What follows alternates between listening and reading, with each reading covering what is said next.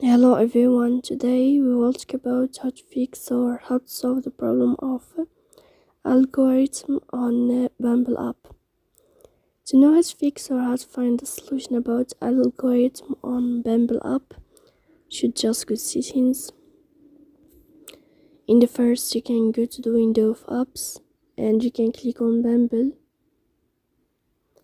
Then you can click on first stop and you can click OK. After that, you will enter to the window of storage. Then you can click clear cache.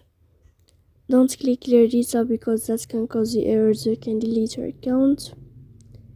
In the end, you can turn off your Wi-Fi and you can turn on your Wi-Fi again to fix that problem. So please don't forget to support us by like and subscribe. See you next time in another video.